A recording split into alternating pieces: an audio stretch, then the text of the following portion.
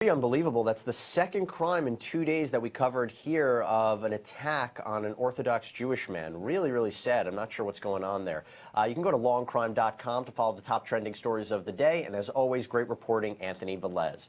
Okay, we are going to switch gears here, and we have to talk about our live trials. First one we're going to talk about is the Carl Wimpy Jr. case, which we will be live in today. And to help me talk a little bit more about where we are in this case, I have a very special guest with me, juvenile judge and trial attorney, Ashley Willcott. Ashley, great to have you back here. Thanks, Jesse. Good morning. We saw some really important testimony in Carl Wimpy yesterday. It's all about what caused the death of Daniel Vasquez. There was a back and forth about, well, what was in his system? Did he suffer any prior conditions?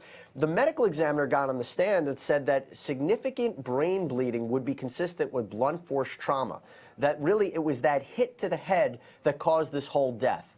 But does the defense have any avenue here to still explore?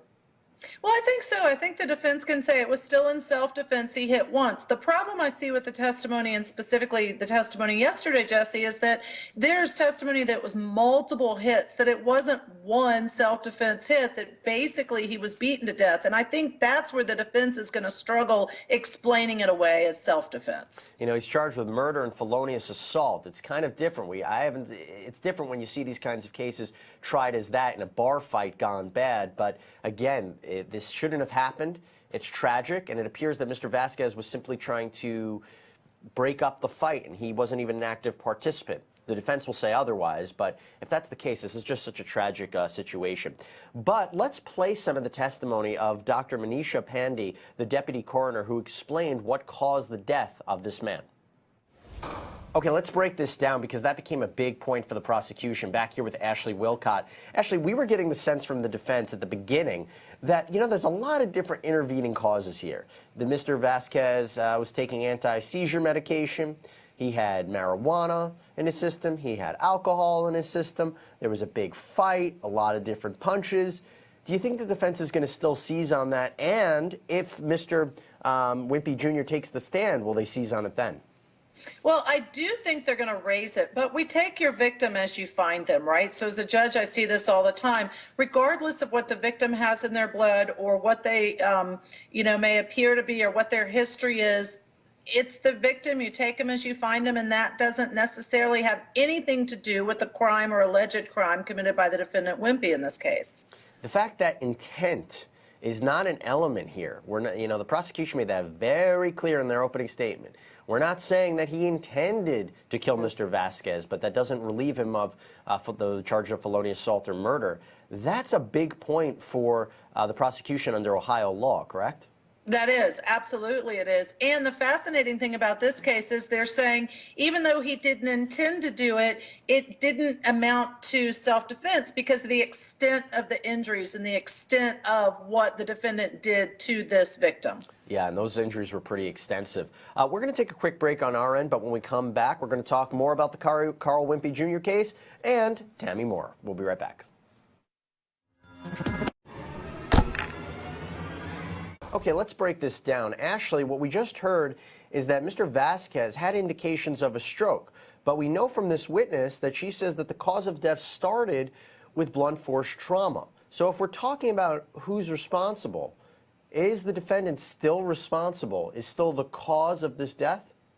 Well, I think here's the argument. So the natural cause of death or the stroke, he had a natural cause of stroke injury, right? But that was specifically caused by the hit by the defendant Wimpy. And so the argument for the prosecution is Wimpy hit him. Had he not hit him, he would not have had a stroke and he would not have died. So therefore, Wimpy is at fault. However, I think the defense is going to seize on it and say, listen, this was self-defense and this person had a stroke that contributed to his death. It wasn't our client that caused his death. So I think they can argue it on both sides. Can the defense successfully argue that, hey, he threw a punch, tried to defend himself. He didn't have any idea about what was going to happen to Mr. Vasquez by throwing that punch. How was he supposed to know what was going on inside of him and any brain injuries he may have had? I mean, that's not fair. We can't hold him responsible for that. Is there any way they can successfully argue that?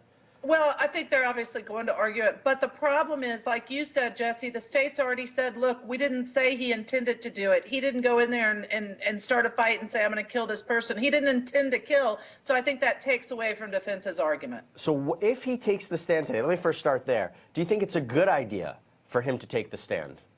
You know, in this particular case, often we say the trial is going so well for the defense or defendant, it's crazy to take the stand, right? We may see that in another case today, Tammy Moore. But in this particular case, I don't think it can hurt because he needs to testify, or he may choose to testify as to specifically what his actions were and why it was self-defense, what the victim said to him, what the victim did prior to the whole altercation.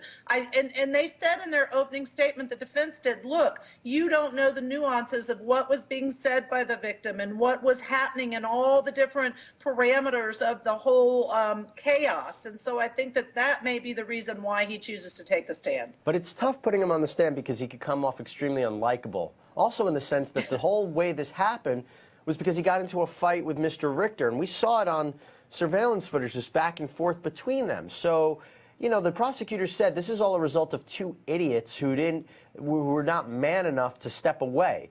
How much does that resonate with the jury there? That's right. So will it resonate with the jury? I think that part of what defense has to do is really say in closing argument, if the defendant testifies, is you may not like our client. You may not like this defendant, right? He's not really likable. He's getting in a bar fight. But that doesn't take away from the fact that, in their minds anyways, this was self-defense and it wasn't something he intended to cause or did. He was just defending himself. It's just a tragic case. It's really sad for multiple reasons. But we are going to be covering this case. We are going to be covering it live, and we have a lot more to talk about here.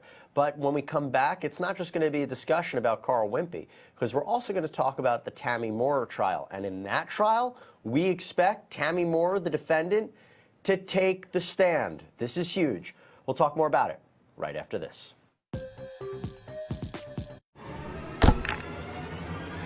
Welcome back, everybody. We are live in our first trial of the day. That's right, we're in Ohio in the Carl Wimpy Jr. case. The man charged with murder and felonious assault in relation to a bar fight gone wrong that resulted in the death of a man named Daniel Vasquez. The defense has begun their case, and a neurological surgeon is on the stand. We're going to jump live as soon as the questioning begins, but maybe I could get a question in from Ashley Willcott. Ashley, this neurological surgeon called by the defense, what can we expect from such a witness?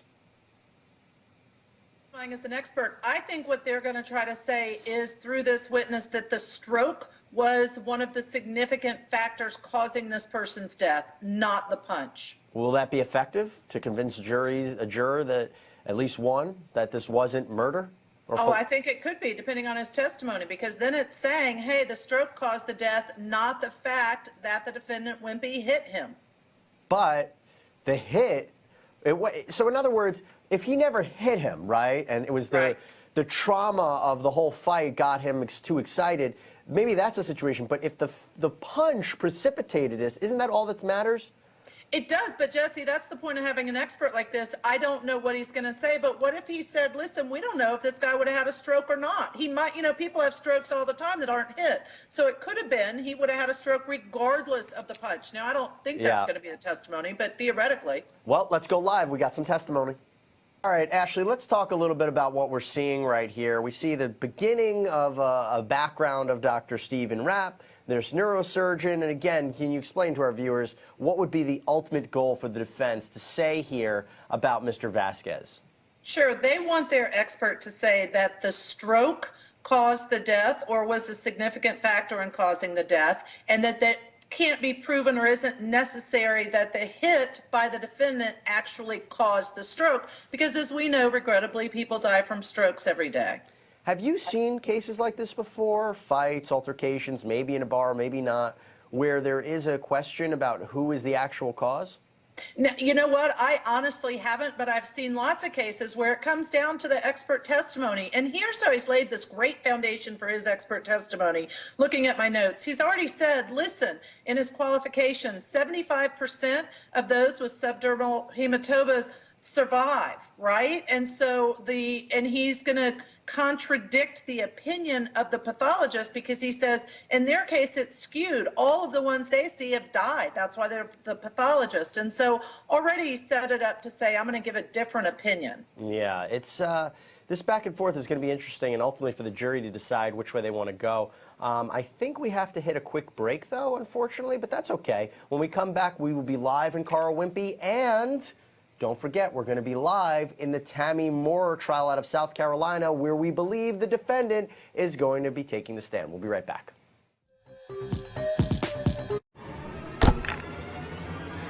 Okay, Ashley, this seems like a game changer right now. This witness that's being called by the defense, their first witness, has said some really big things about what was going on with Mr. Vasquez, and that it's not clear whether the punch caused or even contributed to the death of Mr. Vasquez. This is huge for the defense. This is huge, and this witness is a really good witness because, and I'm looking at my notes, he specifically testified, listen, the blood clot, the hemodermal, needs time to develop, whether it's minutes, hours, days, or months. It could not have happened right then after being hit by the defendant. So this is a huge witness for the defense. Yeah, and especially after his analysis of the video. And he said that the fall to the ground, where he was actually, Mr. Vasquez was thrown to the ground, was the contributing factor here. Not even so much the alleged punch thrown by Mr. Wimpy to the jaw. And he said that there was no fracture to the mandible, but there was a fracture that was more even caused by the fall from the being thrown to the ground. That's what caused, if anything, that's what caused the death. That's kind of what I'm getting the sense of what he's saying. Oh, I agree completely. And then before that, don't forget, he did describe all of the risk factors of this particular victim. The fact he was 59, he had marijuana and drugs and alcohol in his system. The fact that he had prior trauma. And so, like you said, with the testimony of the prior trauma plus how he hit the ground and that was the cause, this is, again, a huge witness for the defense to say, listen, he did not cause this. Intention or not, he didn't do it. And always when you're in the jury, you have to listen to the prosecution, the defense, and then you come up with something, I guess, in the middle. And you heard the deputy coroner said that it was blunt force trauma that caused the death of Mr. Vasquez, and now you're hearing this witness saying that it's hard to tell whether that punch was a contributing factor. Difficult job for the jury. We'll take a quick break. We'll be right back. Stay tuned.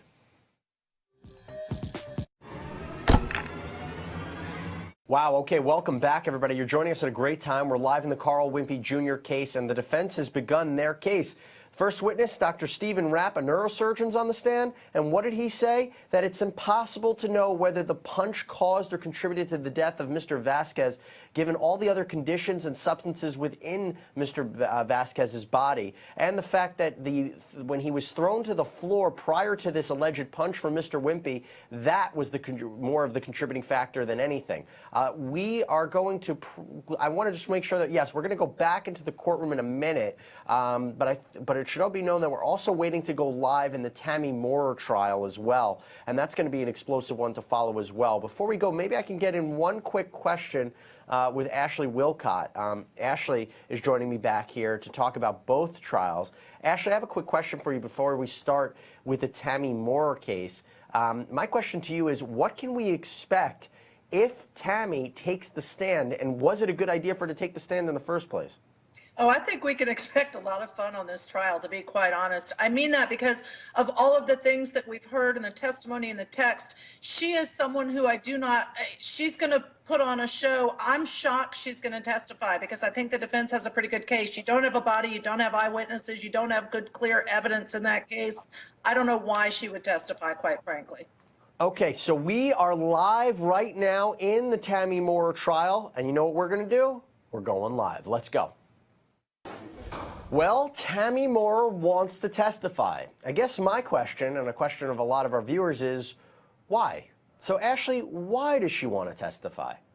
Listen, you know the most explosive testimony she could offer? What if, Jesse, she testifies, it wasn't me, it was Sydney. Now, do I think that's going to happen? No, but After hearing from the cousin that there was a picture that Sydney showed the cousin of Elvis, the victim who couldn't walk and couldn't talk, I just wonder if she is going to throw someone else under the bus in her testimony. The other thing is, whether she did it or not, she has convinced herself in her brain that she didn't do it, and I think that's why she's insisting to testify. A couple of things here. So, do you think that we saw the surprise witness yesterday? Okay, this cousin that came forward said saw this photo shown to him by Sydney Moore where Heather Elvis, after was shown this picture after she disappeared, she was in a condition where she couldn't speak and she couldn't walk. People have said maybe that means that she was bound and gagged. The question is, do you think Tammy made this decision to testify because of this guy? The only reason I don't think so is because in the opening statement, the defense said you will hear from Tammy. So Okay. I think this is something she's intended to do the whole time. So really, the prosecution, there have been issues that they're not building a strong case against for kidnapping and conspiracy to kidnap, especially since there's no body. Can't this just do more harm than good? Absolutely, it could. It absolutely could. Because remember, it's just one juror with reasonable doubt. That's all it takes. And so when you don't have a body, you don't have an eyewitness, and you don't have great evidence, there presumably is some reasonable doubt there, at least by one of the jurors. So it is a huge risk, in my legal opinion, to put her on the stand. Yeah, okay. I think we're live right now in Tammy Moore, so we're going to go live right now. Stay tuned. We're going live.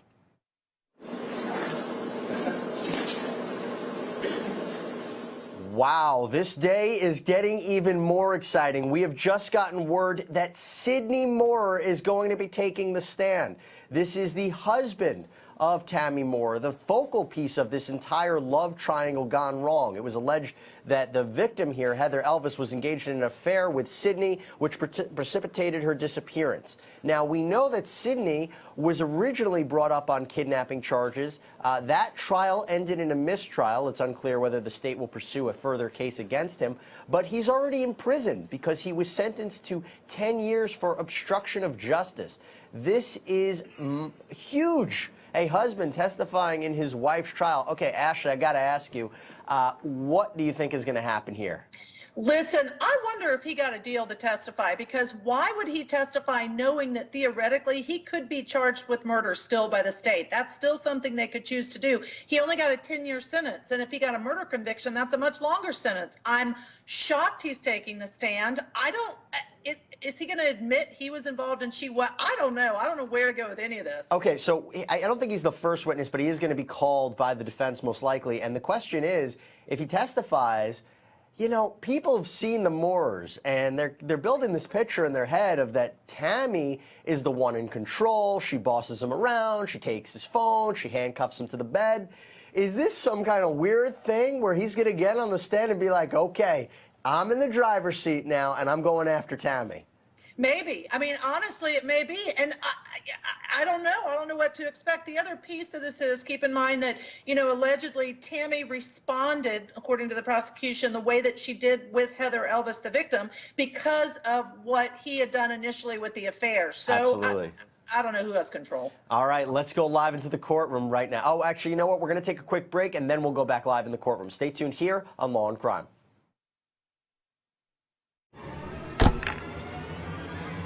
All right, a little issue there in the courtroom about sequestering of witnesses, them watching the live stream. There's a computer in that room where they're sequestered, and they're apparently watching the live stream. Ashley, that's a big no-no, right? Yeah, I can't even believe they would think that would be okay, because when witnesses are sequestered, the judge specifically tells them you are being sequestered because you may not speak to other witnesses or anyone else about the trial, about the testimony. To me, anybody should understand that means they can't watch what's going on in the courtroom. And honestly, Jesse, I think this judge will not allow them to testify. I think the harm's been done, and I think that he said call your witness, raise objections at that time, but potentially it means these witnesses will not be allowed by this judge to testify. Hey, listen, I like when anybody watches Law and Crime, but not someone so intimately involved in this case. Now, we got to talk right now about one of the biggest witnesses we've seen, Ashley, and that, again, is the defendant's cousin who testified yesterday about seeing this photo of Heather Elvis in a state where she couldn't speak and she couldn't walk. We didn't see the testimony from this witness in the Sydney Moore trial. there was a question about whether or not, why was he coming forward now to drop this bombshell? I mean, this was a bombshell. It is a bombshell, and who knows why he came forward. First of all, when he saw the picture, why didn't he call the police? But that's an aside. He said it bothered him so much he left the residence. That's all he did. Then he testified, I lied to my mom about it because I just didn't want her to be aware of what was going on. Who knows why he finally came forward. Sometimes people can't live with the guilt, remorse of knowing that they know something they haven't shared. Maybe he's closer to her, and so he decided he wants to be on her side versus on Sydney's side. Who knows what the motive is. And we're going to play his testimony right now, but before we do that, just one thing. When we show you the live shot, we do expect Tammy to testify today, and you can see she has makeup on, she has her hair done, she knows that she has to present a very strong case to the jury. It's just a question of why she's going forward to the jury and what will she ultimately say. Let's play some testimony from this cousin that we keep talking about. This was from yesterday. Wow, what a bombshell that was dropped in that courtroom yesterday. I'm back here with juvenile judge and trial attorney Ashley Willcott. Ashley, if we take this as true, and again, just for anybody joining us, we are waiting to go back live in the Tammy Moore courtroom where we believe that the defendant herself will take the stand as well as her husband, Sydney Moore. This is going to be an exciting day here on Law and Crime. So Ashley, if we believe that this photo was taken, why was it taken? Why on earth would Sydney have a photo of Heather Elvis in this kind of state to show people? Well, and that's where the defense has good argument, good fodder to argue. Who cares that he had a picture is going to be their position. There's no way of knowing who took it, how Sydney got it, where it came from. Now, I feel like Sydney would have had it to say to his wife, Tammy, oh, look, don't have to worry about her. I know you were upset, but look, she can't walk, she can't talk, as sick as that is. That's the only reason I can think of he would even have a picture. Or in the alternative, you could argue maybe Tammy took it and sent it to him to say, look what I've done to your mistress. Yeah, this is getting into a new realm. I'm just not sure which realm this really is. Let's play a little bit more testimony from this cousin. Okay, so much to talk about. Right as we were showing that clip, we got an update that we believe, I can't even believe I'm saying this, a different family member of the Moores will be testifying today. The son of Tammy and Sydney Moore may be taking the stand. This is an exciting day. We're not sure which way it's going, but I'll tell you one thing. You got to stay here on Law and Crime to watch it because we don't know which way this is going. Ashley, let's get back to the cousin, though, keeping it in the family. Why, from a legal perspective, why couldn't he say what was in that photo? You know, Heather Elvis was tied up, or she was beaten, or she was unconscious. Why couldn't he give descriptions? Right. Well, I think that was probably taken up in a pretrial motion with the court, and there's an argument it's prejudicial because he would be speculating. I mean, if he'd said, oh, she was beaten up, or he would be speculating. He couldn't know other than she couldn't walk, couldn't talk. Couldn't he just describe what he saw? These are what I saw. The jury makes a determination of what it ultimately means. Right. I don't disagree, but I think that the judge must have determined it was that the prejudicial value outweighed the probative value. That's the reason I would know of that they wouldn't be allowed to give those details. See, if I'm sitting here and I'm speculating myself now, what does that mean? What condition was Heather in? I think it might be worse, but listen, I'm not a judge, just a host here on Law and Crime. And we're going to take a quick break. When we come back, we're going to talk a lot more about the Moores.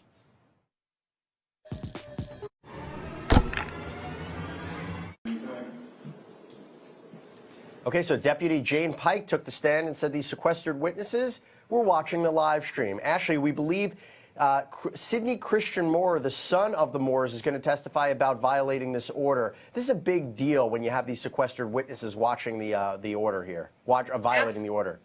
Right, absolutely. And the judge has already made clear if there's evidence they in fact watched live stream, then they are not going to be allowed to testify. The other piece, and some of the questions came out about this, is how did this Mr. McGowan even get into the room when he isn't on the witness list and he told the deputies, oh, I'm a witness, I get to go in. I think that goes towards, is there any witness tampering? How did this happen? Yeah, exactly. So my correction, it's Christian Moore. Let's go live. This is the son. Okay, so the judge just ruled that those witnesses cannot testify. Apparently, Ashley, he didn't believe the son that he wasn't watching the live stream. Right. So that's what it came down to. The deputy's testimony of I saw them watching the live stream on the laptop and I confiscated the laptop versus the son's testimony. He said, no, in the last 2 weeks, I haven't seen it. Now, the son said, yes, he had it in there, the computer by Mr. McGowan. Yes, it was being live streamed, but I didn't watch it. So the judge weighed the two and decided, I think, to side with the deputy's version. I think the big issue there was the cameras, when the prosecutor pointed out the cameras all around the courtroom. And listen, if the judge didn't want to, if the judge still couldn't decide, he could have said, okay, we're going to be in recess until you can get the camera video and let's see. But I don't think the judge felt it necessary to take that next step. How big of a hit is this for the defense's case from what we can glean? I mean, we know that Tammy will most likely be taking the stand today. It's a question of whether her husband will and whether or not he'll plead the fifth or, invoke the marital privilege, the spousal privilege. But again, the fact that the children can't testify, how does that affect the case? Well, we don't know because we don't know what their testimony would have been. If they were testifying as character witnesses, which I don't know that the defense would choose to do that, but if that was the case, I don't think it's a very big hit.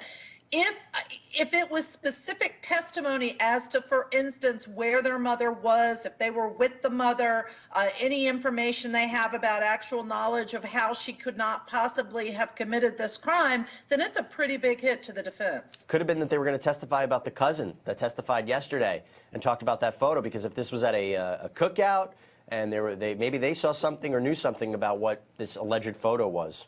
Good point. Absolutely. So I just don't know. Yeah, the defense asked if they could still call the witnesses to proffer them. The judge says no and said if he's wrong, an appellate court will take care of it, but says he doesn't believe he is wrong. Ashley, unfortunately, I know we have to sign you off, so thank you so much for coming on, your analysis, your insight. Appreciate it as always. Thank you so much. Have fun with today. It is going to be a day to watch. I'm telling you, folks, you don't want to miss it. Tammy Moore on the stand is something that you are not going to want to read about in an article the next day. You're going to want to watch it live. And where else would you want to watch it than here on Law and Crime? We'll take a quick break. We'll be right back. Stay tuned.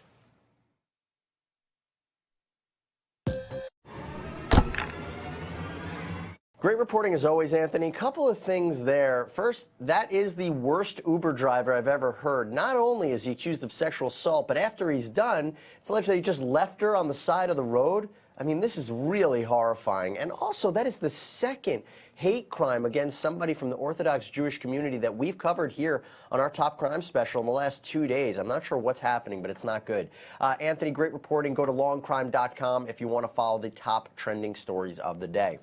Now, because we have such a busy day and because we're talking so much about the Moores, we were able to convince Ashley Willcott to come back onto the program. We didn't want to leave her. So Ashley, welcome back. I haven't seen you in so long. I know. I'm an easy target. I love Law and Crime, and today's a great day to watch. It is a great day. So let's talk about Sydney Moore. We talked a little bit about Tammy Moore taking the stand. So if Sydney Moore testifies, A, will he, or B, will he invoke some sort of privilege? Well, that's a very good question, but I think if he were going to invoke the privilege, the spousal privilege, I don't think they would call him to testify. I'm assuming they're still married.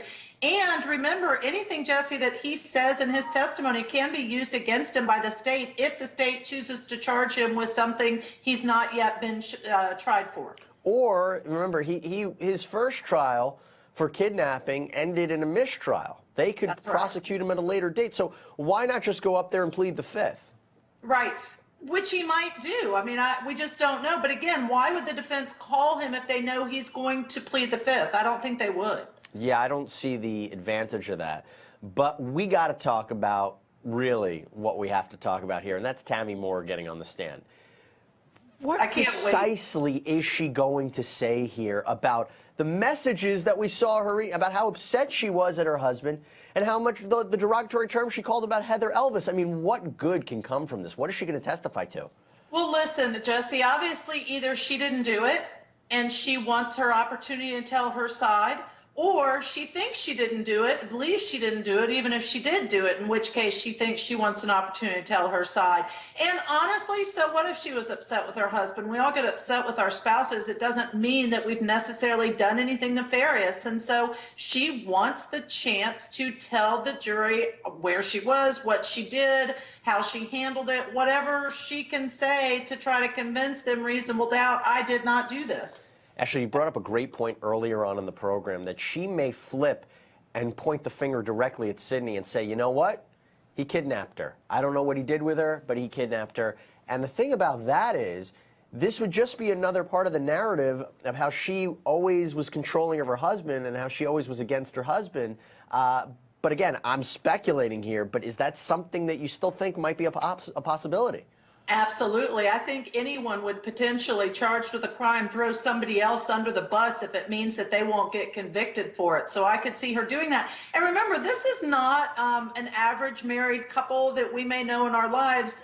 This is a couple that we've heard all of their dirty laundry, both of them having different types of affairs and being angry and all of these awful things to hurt each other. So why wouldn't she throw him under the bus if it would help her case? This is a weird family. And speaking of family, in case anybody didn't see it, let's play some of the testimony from Tammy's cousin yesterday, who dropped a bombshell in the courtroom about a photo that he saw. Let's see. You recall your rights as I explained them to you regarding your rights to testify or not testify and the protections granted to you under the Fifth Amendment of the United States Constitution. All right, so that was the wrong clip. That was actually when Tammy said to the judge yesterday that she is going to be testifying. But let's now play that cousin who really was some crucial testimony in this case. Okay, let's bring back in Ashley Willcott to talk about this witness right here. Ashley, is something suspicious about his testifying right now? Never testified in the Sydney Moore trial. Didn't hear anything about it. Testifies now at the conclusion of the prosecution's case. And one of the things that they'll mention later on is the fact that he was prosecuted for crimes and arrested for crimes that are prosecuted by the same office as that's prosecuting this case. Sure, but let's think about this. They did have, you already mentioned the hung jury on the kidnapping against Sydney Moore. So the state looked at how they presented that case, the evidence they presented, and did everything they could to present a better, stronger case against Tammy Moore, the current trial. And so I think when they did that, they probably cast a wider net to figure out any other witnesses, who have we missed, and maybe they then found this witness and discovered. How they convinced him to come forward, I don't know. His testimony is he was not offered anything by the state in exchange for this testimony, but here he is. All in all, well, actually, outside of his testimony, seeing this photo of Heather Elvis, do you think the prosecution has a strong case?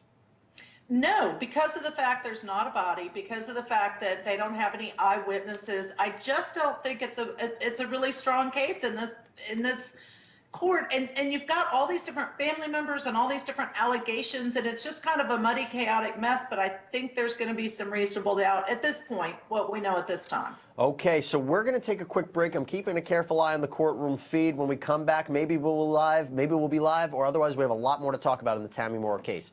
Stay tuned.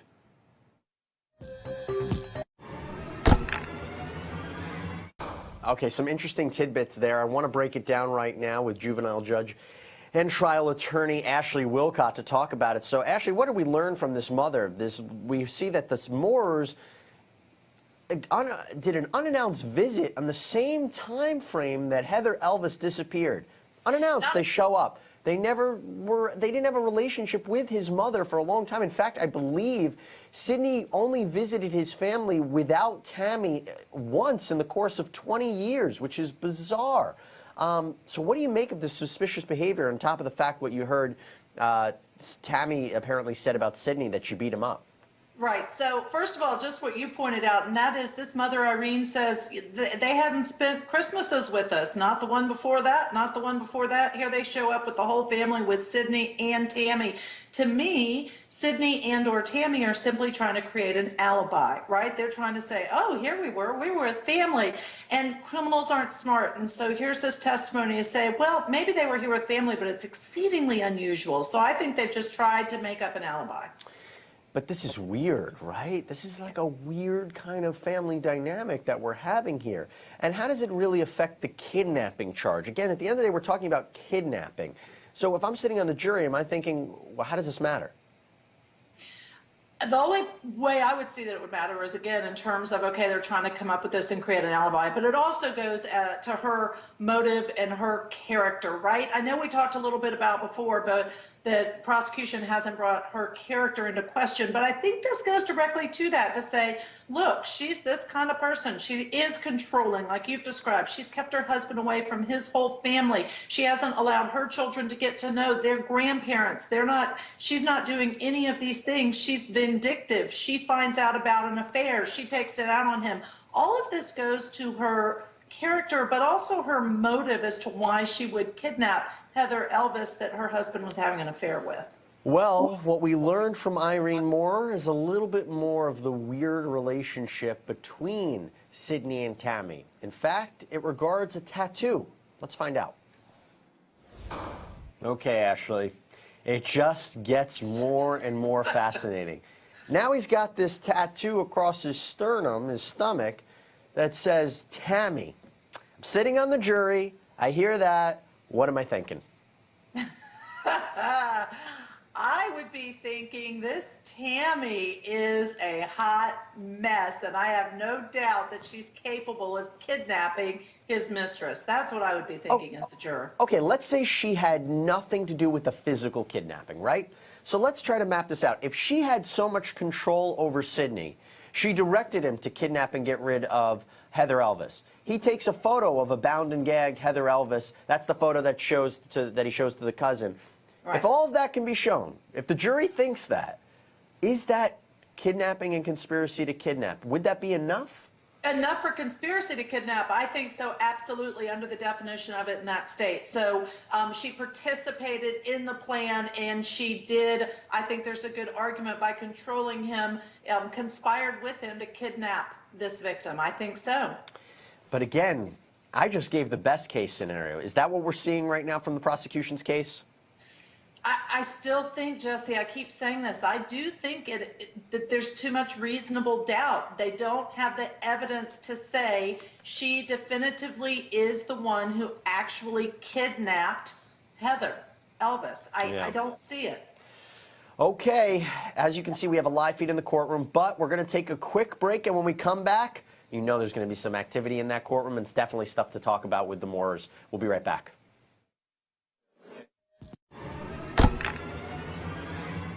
Okay, so let's break down what's going on right now. I'm here with Ashley Willcott, who is so kind to stay that extra hour with us as we wait for the live testimony of Tammy Moore. There was an issue about Sydney Moore testifying. Is that what you were getting at as well? In terms of the testimony right now and whether or not the witness is unavailable? Yeah, I mean, he's in prison. Like that, we should all note that he's currently serving a 10-year term for obstruction of justice. The question becomes, what is going to be the value of his testimony? And we talked about it earlier. I'm just not sure. What would be the best case for the prosecution and the worst case for the defense? I think the best case for the prosecution is he testifies, yes, she was involved, and here's how I know she was involved. And the best case for the defense is creating an alibi and basically saying she was with me or did this or I did it. Now, he's not going to fall on the sword. I don't think the dynamic of this couple is that he's going to do that, but maybe he gets on the stand and says, I was involved, she wasn't, she had nothing to do with it. Again, I don't expect that, but that could be a best case for her. You know, Ashley, we've seen weirder things happen, so don't be surprised one way or another. But if he comes up and just pleads the fifth, what would be the value of him coming up in the first place? Why dragging him out there? Yeah, I think if he were going to plead the fifth, I don't think the defense would call him, right? That doesn't make sense to me. And so I can't imagine that's what they would expect out of him to be planning to call him.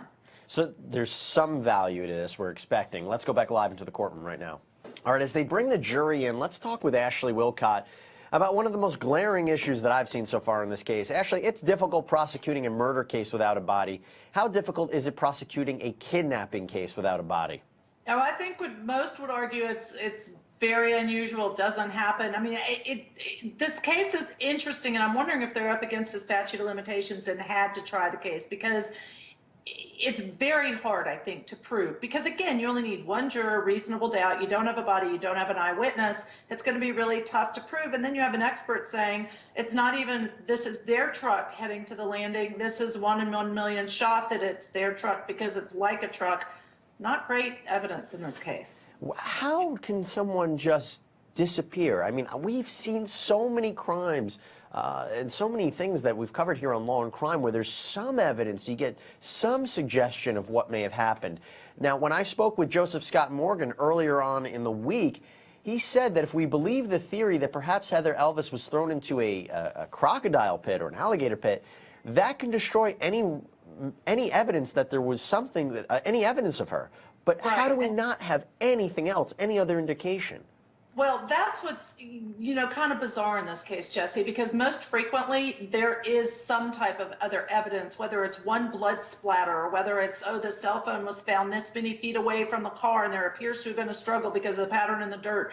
We have nothing in this case. So I agree with Joe Scott. And if perhaps that happened, then her body was disposed of, but there was no struggle. There's just, it's all of those things indicate it was someone she knew, had a relationship with, which would point to Tammy and, quite frankly, Sydney. So it's a really unique case. This is not our typical case that we see prosecuted. Do you feel that what they've proved is motive? And again, motive's not an element of a crime, but if they say, hey, let's look at the text message conversations where she's clearly upset.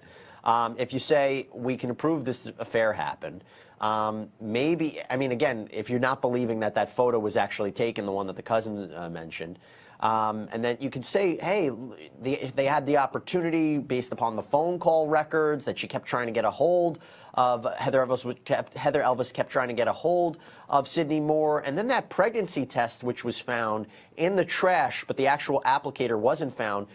They're just demonstrating a clear motive, but maybe not the other elements you need for kidnapping. Right. I think they've definitely shown that she's vindictive. They also showed this sexting relationship that she was having with an 18-year-old, allegedly because she found out about the affair that her husband was having with Heather, the victim in this case. So she certainly is a vindictive person. That does go to the motive. It goes to her character, but it doesn't prove that she actually followed through with the crime. Well, this is an interesting one to follow. Now, we're going to take a quick break, but when we come back, we're hoping for some activity in that courtroom, including when Tammy Moore will take the stand. Stay tuned.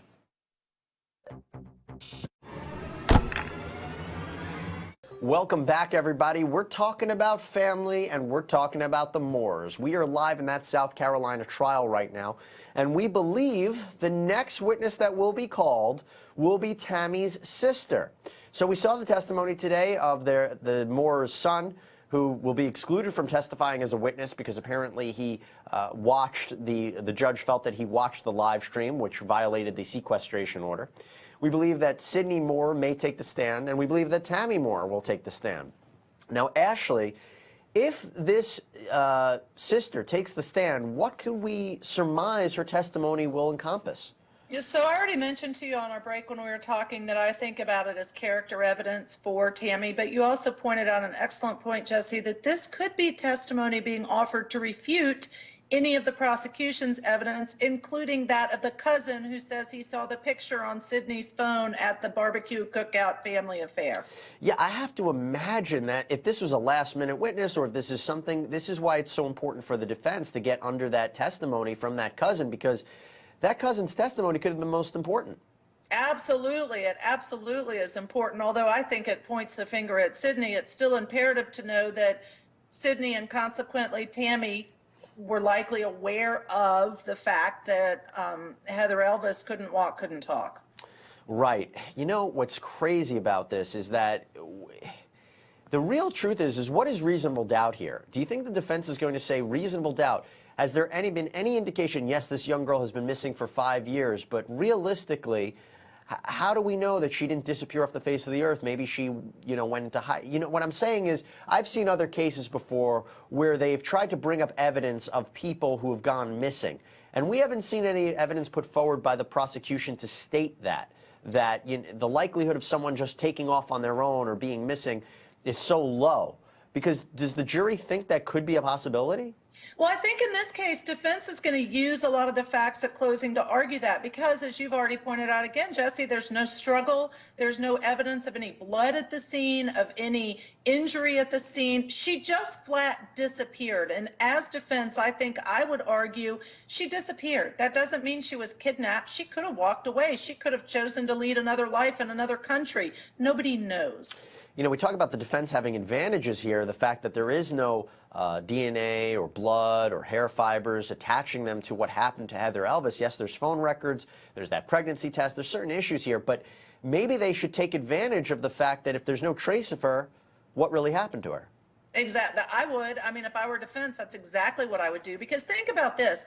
Even if theoretically Sydney and or Tammy drove up in the truck to the landing and Heather Elvis, the victim, got in that truck and left with them, and then they did something to her, they'd have that evidence and fibers, et cetera, in that truck, which we don't have evidence of. Yeah, you make a great point. Okay, Ashley, stand by because we're going to an Ashley Kaizen, who's the defendant's sister.